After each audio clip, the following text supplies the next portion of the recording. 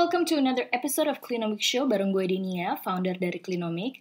Buat yang belum tahu, Clinomic adalah sebuah platform e-commerce yang mendukung gaya hidup minimp sampah. Buat teman-teman yang punya concern soal lingkungan, ingin berkontribusi terhadap permasalahan sampah di Indonesia dan di dunia secara umum, tapi bingung mulai dari mana, bisa mulai dari cek Instagramnya Clinomic dan platform ini. Kami punya berbagai macam konten dan produk termasuk podcast yang lagi kamu dengerin ini. Dan di episode kali ini aku ngobrol-ngobrol sama Rahyang. Rahyang ini bekerja di sebuah organisasi yang bernama Diet Kantong Plastik. Mereka adalah sebuah lembaga yang bekerja sama dengan pemerintah, terutama pemerintah daerah, yang membantu masing-masing pemerintah daerah tersebut untuk dapat mengeluarkan peraturan yang melarang penggunaan plastik di daerahnya. Yang tentunya tidak sesimpel itu. Nah, penasaran dong? Yuk ikutin ceritanya. Oke, halo Rahyang. Makasih banget ya udah mau gabung di podcastnya Clinomic Show. Kita udah sering banget ngobrol-ngobrol lewat DM sampai nonton konser Celine Dion bareng, tapi nggak pernah ketemu langsung ya. Ya, di antara jutaan penonton waktu itu ya. Iya. Iya. Aku tuh sebenarnya udah tahu. Diet kantong plastik itu tuh udah lumayan lama, cuman kan baru ketemu dan kenal sama Rahyang kan baru-baru ini. Nah, Rahyang boleh nggak sih cerita sedikit kalau kegiatan sehari-harinya Rahyang tuh ngapain aja dan kenapa kamu bisa tertarik sama zero waste dari awalnya? Ya, kerja sehari-hari di diet kantong plastik dan banyak juga sih teman-teman yang nanya, bahkan keluarga, apa ngapain sih kerjaannya tiap hari gitu kan. Ya sama aja pakai kerjaan orang pada umumnya gitu kan, bikin planning, bikin meeting, bikin laporan, ya bikin kegiatan ini itu, ngobrol sama orang, ya banyak lah, maksudnya kayak nggak beda jauh kerjaannya sama kerjaan orang mainstream pada umumnya. meskipun di LSM. Jadi ya itu masih banyak pertanyaan seperti itu, bahkan setelah 6 tahun saya berada di diet kantong plastik. Cuma intinya di diet kantong plastik sendiri kita memang punya beberapa program yang fokusnya ada di 3 hal, yaitu advokasi kepada pemerintah, bagaimana kita bisa mendorong pemerintah di pusat dan juga di lokal untuk mendorong adanya pengurangan kantong plastik, dan kita juga ada kerjasama dengan korporasi dalam hal ini retail dan juga pasar, bagaimana pihak-pihak ini bisa mendorong atau bisa memfasilitasi alternatif bagi konsumen untuk nggak pakai kantong plastik lagi, dan juga kita ada program-program edukasi dan juga sosialisasi supaya lebih banyak orang lagi aware dan mulai punya aksi nyata dalam menghindari penggunaan kantong plastik dan beralih ke alternatif yang bisa digunakan ulang. Kira-kira sehari-hari kerjaannya berkutat dengan itu, dengan segala macam perintilannya, dan ya setelah 6 tahun itu bisa kelihatan sekarang udah banyak banget berita kota ini larang plastik, provinsi ini larang plastik. Itu salah satu apa yang kita lakukan lah. Iya, keren banget, apalagi yang baru-baru ini di Bali ya Rahyang ya. Congratulations for you guys. Sebetulnya itu bukan apa ya namanya, kita nggak mengklaim itu salah satu kerjaannya di kantong plastik, karena ya kita domisili di Jakarta, mereka di Bali punya tim yang juga keren banget, dan komunitas-komunitas di Bali juga udah lama mendorong itu. Cuman memang kita di salah satu tahap penyusunan itu kita dilibatkan atas rekomendasi dari Kementerian Lingkungan Hidup dan Kehutanan untuk memberikan masukan, dan ternyata alhamdulillahnya masukannya diterima oleh mereka dan jadi salah satu bahan yang ada di peraturan gubernur yang sekarang. Oke, it's very interesting. Boleh diceritain nggak sih Rahyang? Jadi kalau yang kalian lakukan itu kan sangat spesifik ya. Jadi kan kalau boleh aku summarize sedikit. Jadi LSM Diet Kantong Plastik adalah LSM yang kegiatannya adalah mengadvokasi, salah satunya mengadvokasi pemerintah dan bekerja sama dengan pemerintah kota terutama untuk membuat kebijakan tentang larangan kantong plastik ini. Nah, boleh diceritain nggak sih kayak sampai sebuah atau sampai pemerintah kota itu bisa mengeluarkan peraturan larangan kantong plastik seperti misalnya Pergub di Bali kemarin itu tuh prosesnya tuh seperti apa sih? Ya sebetulnya kalau di kantong plastik sendiri kan sebetulnya dimulai di tahun 2010 kan. Banyaknya kita kampanye lebih ke awareness, tapi mulai jadi titik utamanya sampai ada snowball effect sampai sekarang itu adalah ketika Tiza Mafira, eksekutif direkturnya Diet Kantong Plastik, bikin petisi di change.org. Jadi petisinya itu petisi Pay for Plastic, mendorong pemerintah dan juga retail modern untuk tidak menggratiskan kantong plastik. Karena kan kita dapat kantong plastik itu gratis ya, mau dari retail, pasar, warung, PKL juga kita dapatnya gratis. Nah, kita pengen mendorong mereka untuk tidak gratis lagi. Waktu itu kampanyenya cukup lama karena itu kan juga awal-awal petisi online, jadi orang-orang juga mungkin masih adaptasi, terus pemerintah juga masih mungkin belum melihatnya itu serius gitu. Tapi kita cukup konsisten kampanye itu selama sekitar 2-3 tahun sampai akhirnya kita memutuskan untuk yaudah deh, kita nggak mungkin nunggu terlalu lama sampai petisinya misalkan nyampe, waktu itu targetnya sempat pengen 1 juta petisi, tapi akhirnya kita melihat ini kampanyenya udah terlalu lama, kita perlu next step lah gitu, move on supaya bisa lebih berprogres. Kita di angka 60.000 tanda tangan, kita putuskan untuk memberikan itu langsung ke Kementerian Lingkungan Hidup dan Kehutanan. Sebetulnya di situ kita nggak kayak nothing tulus aja sih, sebetulnya nggak berharap bahwa akan ada terjadi sesuatu, tapi ternyata di luar di luar dugaan, 1 bulan setelah kita memberikan petisi itu, mereka undang kita rapat. Itu kejadiannya di November 2015, 3 tahun yang lalu. Mereka undang rapat, dan mereka bilang di situ, dan ada media juga di situ, bahwa mereka berencana untuk uji coba kantong plastik tidak gratis atau kantong plastik berbayar seperti demand dari petisi kita. Dan itu ternyata langsung dimuat di media massa besoknya. Dan sejak saat itu sampai akhir 2016 itu pemberitaan terkait kantong plastik berbayar di berbagai daerah di Indonesia itu ramai banget. Puncaknya itu saat mereka mengumumkan uji coba kantong plastik tidak gratis di 23 kota di Indonesia. Kota-kota ini voluntary, jadi KLHK cuman ngirimin surat kepada 500 kota kabupaten dan berakhir dengan 23 kota ini yang mau secara sukarela menerapkan itu. Kita sempat juga ketemu sama 23 daerah itu, sempat monef juga 2 kali bareng intens dengan Kementerian Lingkungan Hidup dan Kehutanan, dan dari situ ternyata memang permasalahan sampah plastik ini jadi salah satu concern mereka, karena kan kita tuh kan kalau buang sampah kan dicampur ya, kumpul angkut buang gitu kan, dan nggak ada diapa-apain lagi gitu, udah di TPS ya udah begitu saja gitu. Dan ini jadi problem bagi Pemda karena biaya pengangkutannya jadi sangat mahal banget gitu kan. Udah gitu nggak diapa-apain, terus kayak udah jadi polusi aja, tercemar di daerah sekitar si tempat pembuangan akhir itu. Dengan mereka melihat dengan mengambil langkah untuk mengurangi penggunaan kantong plastik sebagai tahap awal itu bisa meringankan beban mereka sebetulnya.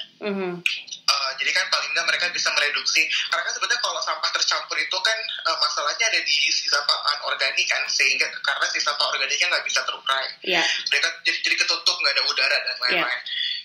Jadi mereka lihat bahwa meskipun sampah anorganik ini, sampah plastik ini kan volumenya sekitar 14% dari total sampah gitu kan. Tapi dengan 14% aja tuh ini udah bisa bikin problem yang besar gitu. Dan mereka, apalagi kan sampah kan selalu dibungkusnya sama kantong plastik kan. Jadi kan macam-macam lah gitu. Terus masukin ke kantong plastik yang gede lagi, jadi ya gimana sih organiknya bisa terurai gitu kan. Makanya dengan dia melihat bahwa kantong plastik ini banyak dipakai orang, tapi kayak cuma beberapa menit langsung dibuang gitu, dan itu jadi masalah di TPA gitu. Makanya mereka lihat kayaknya ini salah satu hal yang bisa kita kurangi lebih dulu, kita bisa cegah lebih dulu, akhirnya mereka bisa beban mereka terhadap pengelolaan sampah bisa lebih berkurang dan bisa fokus ke hal-hal lain yang lebih strategis di pengelolaan sampah. Surprisingly di bulan Juni 2016 Banjarmasin mengumumkan bahwa mereka akan melarang kantong plastik. Follow up dari uji coba kantong plastik berbayar. Jadi 22 kota lainnya itu masih sibuk sosialisasi kantong plastik berbayar. Banjarmasin ini ternyata udah satu langkah lebih awal. Jadi mereka sambil sosialisasi sosialisasi kantong plastik berbayar, mereka juga mengumumkan bahwa di bulan Juni 2016 mereka akan melarang kantong plastik. Jadi masyarakat tuh udah disiapin banget tuh. Jadi mereka selama 3 bulan berbayar, habis berbayar mereka nanti harus bawa tas belanja sendiri, karena retail modern di Banjarmasin itu udah nggak bakal nyediain lagi. Jadi menurutku sangat efektif dan sangat visioner Pemkotnya, karena dia bisa mengambil momentum di situ. Jadinya kan karena kalau kita lihat sebetulnya kan ada gap ya. Jadi sejak uji coba yang pertama itu berakhir di bulan Mei, ada gap sekitar seminggu dari kementerian untuk meneruskan kembali uji coba. Jadi dalam seminggu itu tuh sempat ada retail yang balik lagi ngegratisin. Jadi kan orang-orang yang ngambil aja gitu kan. Jadi mereka tiba-tiba jadi luka aja dengan tas belanjanya sendiri. Cuman habis seminggu itu kementerian ngeluarin surat lagi untuk meneruskan uji coba, dan itu jadi cukup mengacaukan kebiasaan lah jadinya kan. Ada retail yang akhirnya nerusin, ada retail yang akhirnya males gitu, pemerintahnya nggak konsisten. Makanya jadi pengurangan kantong plastiknya sempat menurun. Jadi kayak tadinya 55% terus menurun jadi 13%. Itu karena itu tadi retail-retailnya banyak yang udah menarik diri duluan karena melihat ketidakjelasan dari pemerintah pusat. Tapi Banjarmasin ini bisa meng-capture momennya. Jadinya dari pengurangan mereka itu salah satu kota yang pengurangan kantong plastiknya lebih tinggi, sekitar bisa nyampe 80%, terus akhirnya bisa 0%. Karena mereka bisa mengurangi kantong plastik di retailnya sampai 0% gitu. Sebenarnya kalau dari yang Rahyang lihat, kendala utama dalam penerapan peraturan seperti ini tuh apa sih? Sebetulnya kendala utama mungkin apa ya? Jadi kan ini kan bukan kerjaan satu pihak doang gitu. Jadi bukan kerjaannya Pemda doang, tapi bagaimana justru pihak-pihak yang memang ada bersinggungan dengan kantong plastik, dalam hal ini adalah retail modern, pusat perbelanjaan dan pasar, itu juga mau mau berkontribusi secara nyata untuk upaya ini gitu. Jadi karena kan mindset pemerintah terhadap lingkungan sama mindset bisnis terhadap lingkungan kan pasti beda. Untuk mempersatukan ini kan memang harus sering banyak ngobrol gitu, harus sering banyak ketemu, dan ini memang tantangan bagi tiap pemerintah pusat maupun daerah yang memang sebelumnya tidak pernah bersinggungan dengan bisnis. Mereka pasti ada kayak culture shock gitu loh. Jadi mereka kadang suka ada yang takut ngobrolnya, atau misalkan mereka nggak pede ngobrolnya. Nah makanya sebetulnya adalah fungsi kita nih sebagai LSM dan juga kelompok masyarakat lainnya adalah untuk menjembatani itu gitu. Jadi kita udah tahu nih di masyarakat itu yang sedang bergulir itu apa isunya, kita sampaikan ke pemerintah, kita sampaikan ke bisnis, kita pertemukan semuanya, bangun diskusi di situ, bangun dialog di situ, sampai mencapai kesepakatan di situ. Karena apa yang terjadi waktu uji coba kantong plastik berbayar itu adalah banyak banget pertemuan antara pemerintah, bisnis, dan juga kelompok masyarakat untuk membicarakan masalah ini, mana yang terbaik gitu kan. Sampai akhirnya keluarlah angka Rp200 sebagai titik awal kantong plastik berbayar. Muncul banyak banget sosialisasi dari masyarakat, dari komunitas yang ngebantu pemerintah, ngebantu retail juga. Bahkan ada beberapa juga yang memang intens kerja sama retail buat bantu komunikasi supaya lebih masif lagi. Itu sebetulnya memang perlu dipahami bahwa bagaimana saat kita melihat ada isu itu, pihak-pihak yang memang berkepentingan dengan isu tersebut itu memang harus mau duduk bareng di satu ruangan bareng dan nurunin ego masing-masing gitu aja. Karena kan urusan kita untuk penyelamat lingkungan hidup nih, kalau misalkan lingkungan hidupnya nggak selamat, ya gimana kita bisa melakukan bisnis, gimana kita bisa hidup, gimana bisa melakukan jalannya roda pemerintahan. Jadi memang itu PR terbesarnya sih sebetulnya, dan tantangan terbesar bagi semua pihak untuk bagaimana bisa menurunkan ego masing-masing, mulai ngeblend untuk mencapai isu yang sama, untuk ngurusin isu yang sama. Wah, luar biasa banget ya Rahyang. Kebayang sih duduk bareng sama orang-orang itu untuk ngebahas gimana caranya supaya sampah plastik ini bisa dikurangin ya. Itu juga sampai sekarang masih belum beres sih itu. ya. Jadinya ya dinikmatin aja lah, karena memang kita tahu isu-isu kayak begini kan nggak sehari 2 hari beres gitu ya. Iya. Ya, setuju banget. Oh ya, Rahyang, kalau misalnya aku lihat di profil Instagramnya Rahyang kan ada tuh part of Zero Waste Asia, Gaya Plastik. Nah, itu tuh boleh diceritain nggak sih itu organisasi apa atau kegiatan apa?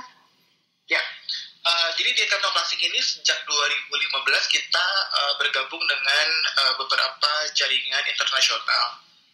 Kenapa? Karena kita pengen belajar dari negara-negara yang memang udah menerapkan ini sejak lama. Jadi sebelumnya itu kita cuma baca-baca dulu di artikel,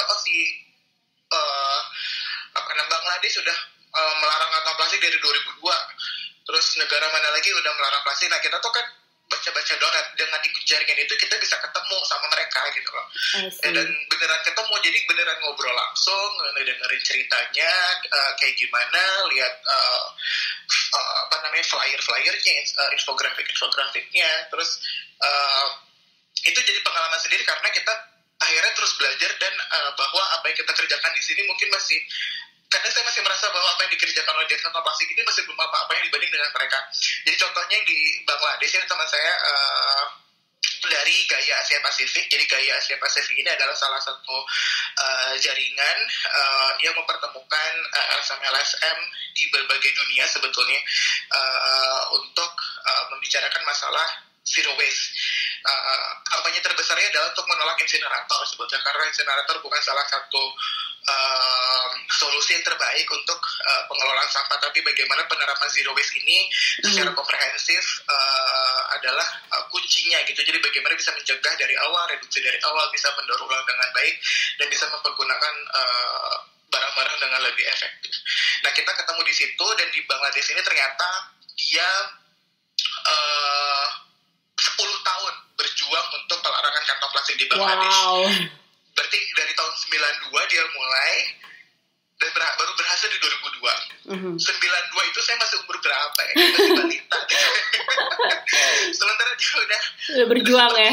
Udah berjuang, dan dia juga sempat face to face dengan industri plastik yang sampai akhirnya dia harus ngungsi dulu ke negara lain selama 14 tahun karena ya dia dikejar-kejar industri plastik gitu loh. Dan karena saya pikir mungkin kita harus siap-siap juga kali ya.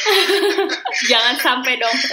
Jangan sampai ya, maksudnya kayak harusnya kita bisa lebih modern dan pemikirannya, dan udah bisa pro lingkungan lah. Jadi ternyata itu kan yang nggak masuk ke artikel yang beredar gitu, tapi ketemu orang langsung, kita dapat personal angle-nya langsung, pengalamannya bisa lebih nyata gitu loh kalau kita ngobrol, dan itu cuma bisa didapetin kalau kita bergabung di jaringan-jaringan itu. Dan jadi sejak 2015 Dias Kantong Plastik bergabung di jaringan itu, dan kita ditawarin lagi untuk bergabung ke jaringan yang lebih besar namanya Break Free From Plastics. Ini terbuka untuk siapapun, bisa daftar di websitenya breakfreefromplastic.org. Individu, mau bisnis, mau komunitas, siapapun boleh bergabung di situ. Di situ lebih besar lagi, justru maksudnya kita ketemu orang-orang yang lebih berbeda lagi dibanding di Gaya. Jadi kita ketemu orang-orang yang kampanyenya lebih ke visual arts, ketemu sama orang-orang yang masih muda juga gitu. Karena kalau di Gaya itu kebanyakan udah senior. Ya kadang saya di sana kayak berasa belajar sama dosen-dosen gitu. Dan selain itu Dias Kantong Plastik juga jadi salah satu membernya di UN Sustainable Development Solutions Network Youth, dimana ini lebih ngomongin tentang SDGs, karena apa yang kita lakukan ini kan juga berkontribusi terhadap SDGs, komitmen negara-negara anggota PBB untuk mewujudkan pembangunan berkelanjutan di 2030. Yang ternyata meskipun kita ngomongin plastik doang tuh, ternyata ini ada dampaknya juga ke isu-isu yang lain, ke isu laut, ke isu pendidikan, climate change gitu ya. Jadi ternyata apa yang kita lakukan ini nggak cuman untuk urusan lingkungan hidup, karena kan kalau kita berpayung terhadap prinsip atau konsep yang lebih besar, itu pembangunan berkelanjutan, kan kita ada 3 aspek ya, people, planet, prosperity. Jadi bahwa lingkungan itu atau planet itu adalah satu lingkaran yang lebih besar. Di dalamnya baru ada konsep-konsep peoples atau sosial, dan di dalamnya lagi baru ada konsep ekonomi atau prosperity. Jadi memang kalau misalkan kita nggak menjaga lingkungan kita, gimana kita bisa berhubungan antar manusia dengan manusia, dan juga akhirnya ada kegiatan ekonomi di situ gitu. Jadi kita melihat bahwa penting banget bahwa ikutan jaringan yang lebih besar, karena selain memang untuk belajar, kita juga bisa lebih mengupgrade kerjaan kita gitu loh, bahwa kalau kita referensi kan kita jadinya bisa lebih kreatif lagi kan, bisa lebih berprogres lagi untuk menjadi yang lebih baik. Ya, setuju. Terus Rahyang, mungkin pertanyaan terakhir buat kita nih netizen in general, kalau misalnya kita pengen membantu atau berkontribusi lebih banyak, itu apa sih yang bisa kita lakukan? Karena salah satu contohnya kalau aku lihat di websitenya Diet Kantong Plastik, kita bisa jadi volunteer ya di situ. Itu boleh diceritain nggak? Iya, jadi kita memang sekarang akan lebih banyak kegiatan kampanye, karena kita juga lagi bareng sama DKI Jakarta untuk mewujudkan Jakarta tanpa kantong plastik, yang posternya ternyata sudah beredar di berbagai mall di Jakarta. Oh iya. Iya, aku lihat di Instagramnya Rahyang. Iya, kemarin posting karena saya dapat kiriman dari Dinas Lingkungan Hidup DKI Jakarta, ternyata banyak mall yang sudah memberikan himbauan itu, dan ini kayaknya bisa jadi ladang banget kegiatan buat volunteer nih, buat berkegiatan mengasih tahu bagaimana kenapa sih harus ngurangin kantong plastik, kenapa Jakarta penting banget buat ngurangin plastik gitu kan. Jadi memang di tahun depan kemungkinan akan banyak banget kegiatan-kegiatan sosialisasi seperti itu, nggak cuma di mall, tapi kita bakal ke pasar-pasar tradisional juga, dan juga ke beberapa tempat lainnya. Nanti memang di update-nya mungkin akan lebih banyak di sosial media bagaimana cara gabungnya gitu, karena jadwalnya kan juga karena kita kolaborasi ya, jadi nggak cuma kegiatan Diet Kantong Plastik dong, tapi kan juga bareng sama pemerintah, jadi jadwalnya nggak bisa berubah-berubah gitu loh, dan itu belum kita bisa kabari dari sekarang, tapi nanti pasti akan mendekati hari hanya kita akan banyak informasi bagaimana masyarakat bisa ikut terlibat dalam kegiatan volunteer di Diet Kantong Plastik, yang pastinya bakal ngefek juga ke dampak yang lebih besar lagi khususnya di DKI Jakarta. Selain itu sebetulnya paling simpel adalah kita berkontribusi secara nyatanya adalah benar-benar menghindari kantong plastik dan pakai alternatif yang bisa digunakan ulang. Pasti punya deh waktu pas zaman bayar 200 rupiah itu kan pada berbondong-bondong tuh orang-orang beli tas belanja, daripada dilupain begitu saja, mari dibawa terus. Karena itu justru yang paling penting sebetulnya, karena kalau misalkan emang gak ada orang yang bawa ya gak bakal kejadian tuh pengurangan 55% waktu uji coba kantong plastik kemarin tuh. Jadinya ini perlu banget memang kita sebagai individu mengingatkan diri sendiri bahwa saya punya kontribusi terhadap bumi adalah dengan bawa tas belanja sendiri. Itu udah yang paling keren banget. Iya. Jadi intinya buat teman-teman, kalau misalnya ingin mau bergabung dengan kegiatannya Diet Kantong Plastik, bisa dipantengin terus ya sosial medianya untuk tahun depan untuk kegiatan volunteeringnya. Dan in the meantime kita harus belajar ngubah kebiasaan kita dan selalu bawa kantong belanja untuk kemana-mana supaya kita nggak usah pakai plastik lagi, gitu kan ya?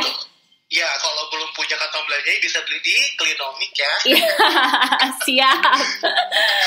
Oke, thank you banget ya Rahyang ya. Sama-sama. Ya, itu dia obrolan gue bareng Rahyang. Semoga bermanfaat buat kalian. Kalian bisa belajar sesuatu hari ini dari obrolan gue. Dan stay tune terus di Klinomik untuk konten berikutnya. Bye.